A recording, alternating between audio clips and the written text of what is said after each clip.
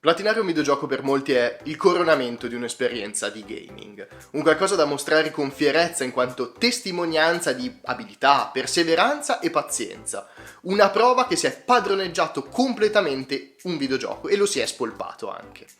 Motivo per cui mi sono chiesto, riuscirò a platinarne uno al giorno per 10 giorni? Gintonic Games. Se siete rimasti con la concezione che per platinare un videogioco serve finirlo alla difficoltà uber difficile dove moriamo con un solo colpo e fare cose astruse come 100 uccisioni da dietro con una banana, non è più così ormai da diverso tempo in realtà. Rispetto a PlayStation 3 e Xbox 360, console sulle quali obiettivi e trofei sono nati, questi in realtà sono cambiati molto nel corso degli anni. Prima erano molto difficili, lunghi, laboriosi e spesso anche direi abbastanza bastardi. Sono però diventati nel corso del tempo molto più accessibili, tanto che ci richiedono di finire il gioco senza specificare la difficoltà, quindi possiamo farlo anche alla difficoltà più bassa, quella più facile, e di solito richiedono semplicemente di finire il tutto al 100%, a volte in realtà nemmeno quello. Da qui la mia domanda. Riuscirò a platinarne 10 in 10 giorni? E, sfruttando le vacanze natalizie appena concluse, ho deciso di provarci. Ho stabilito 3 semplici regole per questa sfida. La prima, forse la più ovvia, i giochi devono essere, chiamiamoli nuovi, quindi non devo aver ancora sbloccato nessun trofeo, le liste devono andare da 0 al 100%. Non posso platinare nessun shovelware, che se non sapete di cosa sto parlando sono quei giochini che ormai hanno invaso lo store, costano pochi euro e sono praticamente delle scuse per avere un platino in più, intanto che si possono completare al 100% nell'arco di qualche minuto. Cosa che ovviamente andrebbe a invalidare tutta la sfida. Ultima regola, qui dovete andare un po' sulla fiducia, non potevo comprare nulla di nuovo in occasione di questa sfida, quindi dovevo utilizzare solo giochi nei miei arretrati, che fossero fisici qui dietro di me, digitali o al più compresi nell'abbonamento del PlayStation Plus Extra o Premium. Credetemi, la scelta dei giochi è stata estremamente lunga e complicata, anche perché volevo che fossero delle cose A, interessanti che volessi giocare, B, varie come genere così da mostrarvi un po' di tutto e io in primis a non annoiarmi, e cosa più importante dovevano essere relativamente semplici e soprattutto veloci da platinare, quindi diciamo massimo 4-6 ore. Questo perché, ok che ero nelle vacanze natalizie e non stavo lavorando, però non volevo neanche diventare un recluso dato che volevo fare altre cose con la mia famiglia e quant'altro. Bene, decido di far partire la sfida il 22 di dicembre, in modo tale che finisca il 31, quindi in occasione dell'ultimo dell'anno, per coronare questo 2023 in questo modo. Scelta non esattamente furba col senno di poi, in quanto il 22 era ancora un giorno lavorativo e io ho lavorato tutto il giorno e mi sono fregato praticamente tutta la giornata. Motivo per cui io decido di partire morbido con un qualcosa di estremamente veloce per essere sicuro di finirlo in serata, e questo gioco è Lovechoice. Lovechoice è una piccola collection di 3 storie sull'amore e la vita di coppia, presentate come visual novel. La prima ci vede far nascere e coltivare una relazione, decidendo di volta in volta cosa fare e cosa dire nelle diverse situazioni proposte. A seconda delle nostre scelte arriviamo a 3 possibili finali. Si lasciano, hanno problemi ma tengono duro, o sono super innamorati e tutto va a gonfie vele. Nella seconda invece parliamo di una relazione a distanza. 2 ragazzini si conoscono da bambini, crescono assieme, fino a che la ragazza deve trasferirsi. Qui continuano a sentirsi nel corso degli anni fino a reincontrarsi di nuovo, e qui starà a noi decidere se farli andare ognuno per la propria strada seguendo i propri sogni, oppure farli stare assieme rinunciando a questi ultimi. Questa è forse la più limitata e ci vede solo decidere appunto come concludere la storia. La terza invece ci mette nei panni di una moglie che, dopo aver trovato chiamate e messaggi di un'altra donna sul telefono del marito, è convinta che quest'ultimo la stia tradendo. Motivo per cui parte una sorta di caccia al tesoro in tutta la casa per raccogliere le prove di questo tradimento. In generale carine, ma forse un po' troppo orientali e semplicistiche a volte. La prima, nonostante sia la migliore, nasconde le scelte giuste dietro meccaniche che non ti vengono esplicitate. Che, ok, da un lato bella la metafora che per far funzionare una relazione ti devi sbattere e prendere strade che a volte non sono ovvie, ma dal punto di vista del mero gameplay è veramente una cazzata. Per il platino nulla di che, dobbiamo sostanzialmente vedere tutti i possibili finali di tutte le storie e poco più. Easy, richiede qualche run di tutti e 3 i racconti, ma nulla di tragico in quanto ogni racconto dura circa 10 minuti al massimo. Bene, nonostante il poco tempo il primo giorno è andato, sono ancora in tempo e per il secondo decido di dedicarmi a qualcosa di altrettanto breve che mi permetta di guadagnare un po' più di tempo ed un po' più di respiro per i giochi più cicciosi che verranno dopo. E per questo secondo titolo decido di dedicarmi a un genere che ho scoperto recentemente di veramente amare tanto, e sono i giochi di pinball. E il gioco per scelto oggi è Pinball Heroes sul PlayStation Plus Premium. Pinball Heroes è un gioco PSP riproposto con l'aggiunta dei trofei su PS4 e PS5 per gli abbonati del PlayStation Plus Premium. In questo titolo abbiamo 8 tavoli diversi ispirati alle esclusive PS3 di inizio generazione. Abbiamo quindi Pain, Wipeout, Uncharted, Motorstorm e così via. Non c'è molto da dire, è pinball, nel bene e nel male. Alcuni tavoli sono ispirati e ben fatti, altri molto meno, ma in generale sono tutti divertenti. A parte quello di Fat Princess, quello no. Quello è pensato male e realizzato peggio, infatti è stato il tavolo che più mi ha fatto bestemmiare in quanto è praticamente progettato per far cadere la pallina nel centro senza possibilità di colpirla. Il platino, come di consuetudine per questi giochi, nel quale è stato aggiunto post dopo anni, è molto semplice e diretto. Dobbiamo giocare su tutti i tavoli e fare high score in ognuno di essi, più qualche altra coppa random. L'unica vera noia è quello dei 50 lanci iniziali perfetti, che richiede di premere e rilasciare tassativamente, nello stesso preciso istante, R1 e L1. Ma se cominciate a farlo fin dall'inizio, poi vi basterà grindarlo di poco verso la fine. Perfetto, sono perfettamente in tempo, quindi comincio già a portarmi avanti oggi con il terzo titolo, che è Omno. Omno è uno di quei giochi difficili da inquadrare e consigliare. A conti fatti è un platform puzzle molto semplice sia nelle meccaniche che nella presentazione grafica. La sua vera forza risiede però nel mood estremamente rilassato e nella capacità di evocare sensazioni e stati d'animo nel giocatore attraverso la musica e le immagini. In Omno interpretiamo un viaggiatore, forse un monaco, che deve intraprendere un viaggio verso la luce. Viaggio che lo porta in diverse regioni del mondo e a contatto con numerosi strani ma sempre carinissimi animali. Tutto, come detto, è estremamente rilassato e la progressione è legata al raccoglimento di sole 3 sfere di luce a livello e alla successiva risoluzione di un semplicissimo puzzle. Per il platino dovremo invece completare al 100% ogni area, raccogliendo le sfere di luce in eccesso, interagendo con gli animali, raccogliendo i frammenti di lore e attivando un particolare obelisco.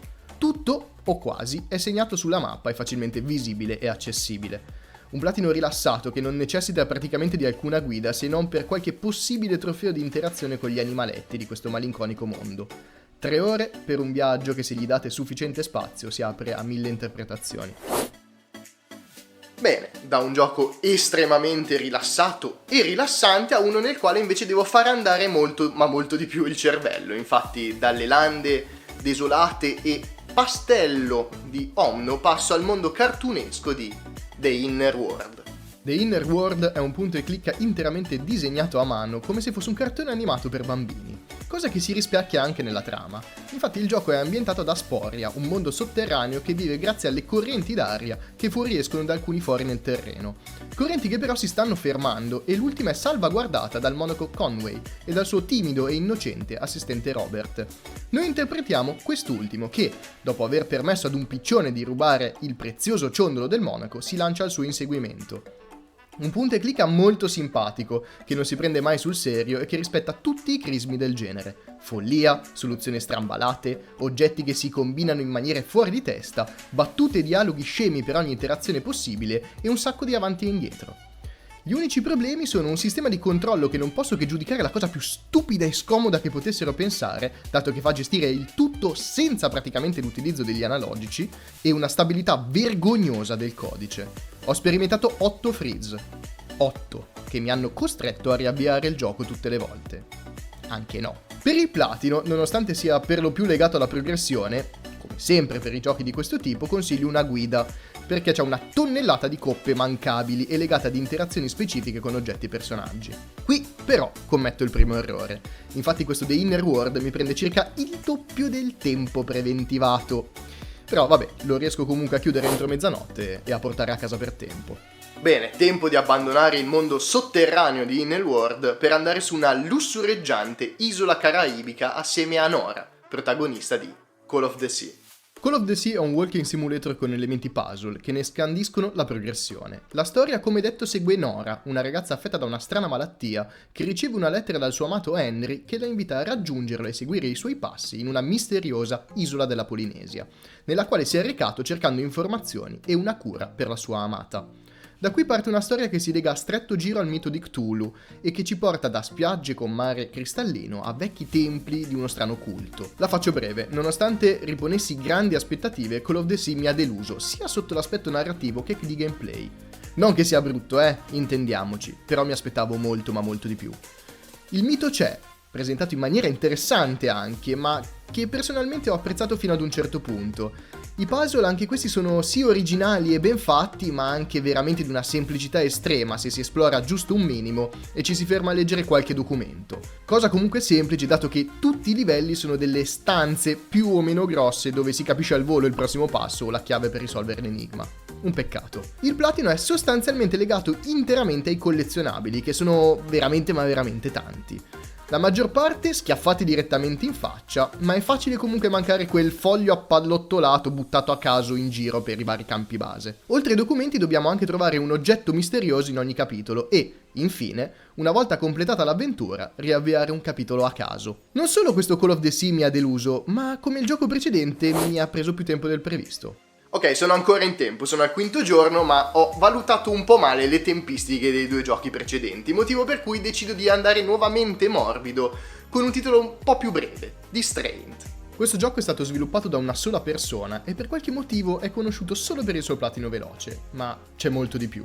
Distraint è la storia di un addetto ai pignoramenti che dopo aver consegnato l'atto di pignoramento ad una anziana sola e disperata, comincia a essere divorato dall'interno dai sensi di colpa. Il gioco è una sorta di visual novel pixel art a tinte horror che mischia frequentemente realtà e fantasia, dove le fantasie sono gli orrori che escono dalla mente del nostro protagonista, combattuta tra i sensi di colpa e la voglia di emergere e dirigere l'azienda per cui lavora. La maggior parte delle coppe è legata alla progressione, con qualche mancabile che richiede interazioni specifiche con alcuni oggetti, come per esempio fare il caffè con l'acqua del water.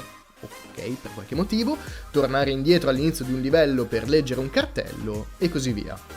In ogni caso, un gioco più che godibile se volete un'avventura grafica facile a livello di gameplay, ma abbastanza impegnata e triste come trama. E contando che spesso lo trovate a 99 centesimi, non avete scuse. Ottimo, sono al 6° giorno, sono perfettamente in tempo, ce la posso fare. Anche se in realtà è proprio qui che c'è un grossissimo problema personale che mi porta via il tempo, mi sconvolge tutti i piani e soprattutto mi toglie anche la voglia di giocare e metterci testa in realtà in questa sfida. Motivo per cui qua installo il tutto per qualche giorno senza sapere se voglio proseguire o lasciare stare. Dopo un po' di tempo decido che va bene, voglio continuare a proseguire, ho fatto 30, facciamo 31, anche perché era un modo come un altro per distrarsi, motivo per cui il 31, giorno in cui teoricamente la sfida sarebbe dovuta finire, la riprendo, anche se con uno spirito oggettivamente un po' diverso purtroppo. Motivo per cui voglio qualcosa di un po' più rilassante e divertente. E questo mi fa propendere verso quello scemo di Adam Ventures nella sua nuova avventura, Adam's Ventures Origins. Potremmo chiamare Adam's Ventures l'Uncharted olandese e cristiano, o meglio, il remake, reboot, remaster dell'Uncharted olandese e cristiano, visto su PS3. No, non ci sono erba, tulipani e avvenenti ragazzi in vetrina, ma un avventuriero di nome Adam che si mette alla ricerca del giardino dell'Eden e del Tempio di Salomone. Essendo un bravo cristiano non sparerà o farà mai del male a nessuno, nemmeno ai cattivi. Lui si limita a risolvere enigmi, sparare stronzate e frasi sessiste con un ritmo serratissimo e ad incapacitare o sconfiggere i nemici in modello cartone animato con roba che gli cade in testa, li fa andare fuori strada e cose così. Ma della storia e delle sue follie parleremo in una recensione brutta dedicata tra qualche settimana. Le migliorie sono praticamente limitate a qualche puzzle veramente orrendo che è stato sostituito e ai personaggi che da catastroficamente brutti e sfigati ora sono solo brutti e sfigati. Tutto il resto è praticamente identico alla versione PS3. Ogni pixel grida "non avevamo budget". Quello che però non è completamente da buttare, fortunatamente, sono proprio i puzzle. Tutti molto semplici e immediati, ma anche incredibilmente vari per situazioni, soluzioni e meccaniche. Fortunatamente quelli dove passavi più tempo a cercare di capire come funzionasse il puzzle che a risolverlo sono stati sostituiti da altri di qualità nettamente migliore. Il platino è praticamente interamente legato alla progressione, se non per un trofeo che ti chiede di continuare a dormire durante l'intro e a uno legato al toccare 3 mappamondi. entrambi fattibili tranquillamente via selezione capitolo nel caso li manchiate. Ma basta puzzle e pensare, voglio qualcosa che mi permetta di spegnere completamente il cervello. Motivo per cui decido di buttarmi su quella che a conti fatti è la mia prima grossa sorpresa di questo 2024, che è Metal Hellsinger. Se vi piacciono Doom e la musica metal, questo Metal Hellsinger fa per voi. Interpretiamo l'Ignota, un demone innominato che parte nel suo viaggio di vendetta contro la Giudice, sovrana dell'inferno, rea di averle rubato la voce. Quindi cosa fa? La sua migliore interpretazione del Doomslayer, aprendosi la strada tra orde di demoni a suon di violenza e cattiveria. Il gameplay è estremamente Doom-like, con una velocità elevata, diverse armi sia da fuoco che da taglio, ed un sistema di finishers che incentiva un approccio aggressivo in quanto per ogni colpo di grazia riceviamo un certo quantitativo di salute, cosa essenziale per sopravvivere e gestire gli scontri. Il twist però è che tutto deve essere fatto a ritmo di musica metal. Al centro dello schermo, attorno al mirino, abbiamo delle barrette che si chiudono verso il centro e indicano l'arrivo del beat. Per giocare correttamente e fare un quantitativo maggiore di danni, siamo chiamati a sparare, colpire, squartare e ricaricare a tempo di musica. E che musica! Abbiamo collaborazioni con cantanti di System of a Down, Trivium, Lamb of God, Dark Tranquillity, Arch Enemy, Ginger e tanti altri. Partiamo ovviamente da canzoni più tranquille, per così dire, per poi raggiungere pezzi con beat molto più veloci o addirittura cambi di ritmo. Gli unici veri punti deboli sono una varietà di nemici bassina e soprattutto delle boss fight poco entusiasmanti, ma roba di poco conto in quanto il divertimento è sempre presente e non si va mai a noia. Platino piuttosto standard che richiede di completare il gioco, sconfiggere i nemici con determinate armi e abilità, completare tutte le arene, completare un livello utilizzando solo Paz, il demone lanciafiamme, e finire un intero livello con solo colpi a ritmo. Poi paradossalmente però il mio ultimo trofeo è stato quello di finire la vita per 20 volte. Un po' gli imprevisti, un po' il fatto che non è che avessi tutta sta voglia di giocare. Metal Hellsinger va molto più lungo del previsto e per la prima volta in questa sfida, ad un giorno dalla fine, mi trovo indietro rispetto alla tabella di marcia. Mi manca un giorno e devo fare 2 giochi. Non bene, anzi, cerco di metterci un po' una pezza però con un gioco che possiamo definire d'autore, The Longest Road on Earth. Uno dei motivi per cui amo gli indie è che sperimentano, si buttano in azzardi che nelle produzioni più grandi non troveremo mai, nuovi metodi di narrazione, gameplay o struttura di gioco. In questo caso quello che The Longest Road on Earth si propone di fare è di narrare una storia solo attraverso le immagini e i testi delle canzoni della colonna sonora. Ci riesce? Sì, in parte però. Abbiamo una colonna sonora totalmente originale ed esclusiva del gioco, di eccezione, che finirà sicuramente nel mio Spotify, ed una bellissima pixel art in grado di unire videate low poly ad altre incredibilmente dettagliate. Questa unione permette di seguire la storia di 5 personaggi in successione, senza che venga mai proferita una singola parola, e anche a trasmettere le giuste emozioni e un senso di malinconia e tristezza.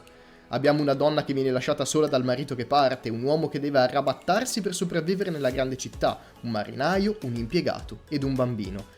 Le loro storie sono tutte unite da un sottile fil rouge che ognuno può interpretare a modo suo a seconda di come vive le vite dei nostri protagonisti. Ma, vi starete chiedendo?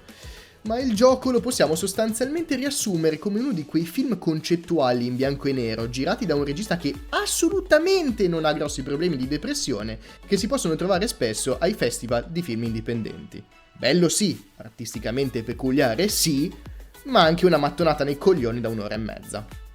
Il tutto è lento, lentissimo. Ci troviamo spesso a fissare uno schermo con, ad esempio, un personaggio che viaggia in treno per dei minuti, senza che succeda nulla. E questa cosa capita costantemente. Poi sono sicuro che c'è una spiegazione tipo sta ad indicare che la vita è vuota e fatta per lo più di noia, oppure nella realtà sono i momenti morti che ci fanno crescere ed entrare in contatto con la vita e ciò che ci circonda, o qualche altra paraculata di questo tipo. Ma a conti fatti io sto giocando un videogioco che mi sta annoiando, e lo hai fatto apposta. Per il platino non c'è niente da fare se non resistere fino alla fine senza lanciarsi dalla finestra per la disperazione. Ok, anche questa è fatta. Rimane comunque il problema che mi manca meno di mezza giornata e non so che cosa cominciare. Non ho altri giochi brevi nel mio backlog, non voglio allo stesso tempo rovinarne qualcuno rushandolo tantissimo con una guida di fianco per arrivare per tempo, e quindi a mali estremi, estremi rimedi. Quando un uomo è in difficoltà deve prendere delle decisioni che normalmente non avresti mai voluto prendere. prendere strade che ti portano a svegliare mostri dormienti che non dovrebbero essere mai toccati. Come diceva John Malkovich in Red: vado a prendere il maiale! Vado a prendere il maiale. Ebbene sì, sono andato a prendere il gioco del maiale più famoso ed amato dei bambini, la cara vecchia Peppa Pig.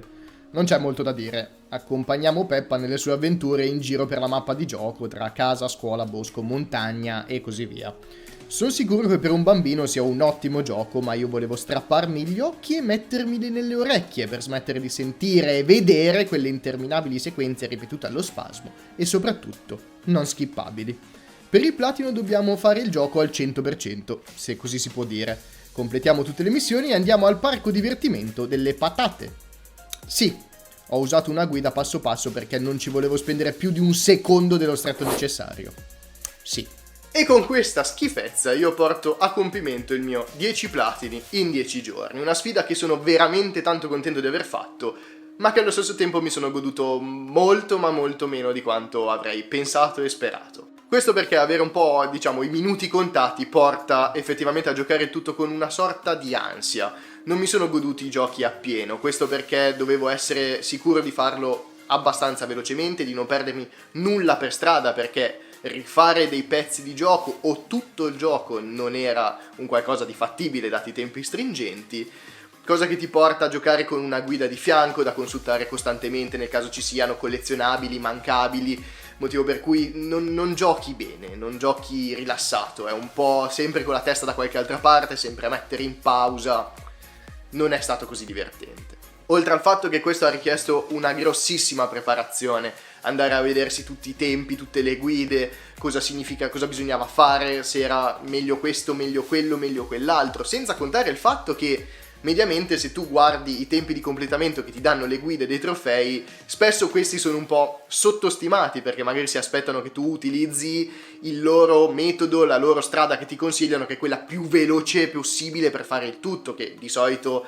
distrugge completamente lo spirito del videogioco perché insomma non c'è più la scoperta o non c'è più neanche il divertimento di fare le cose. Personalmente è una cosa che posso consigliarvi se avete voglia di provare, però ripeto, ci vuole veramente veramente tanto tempo e veramente tanta preparazione. Io vi ringrazio per aver seguito questa stupida sfida insieme a me. Noi ci vediamo settimana prossima. Cheers e giocate responsabilmente.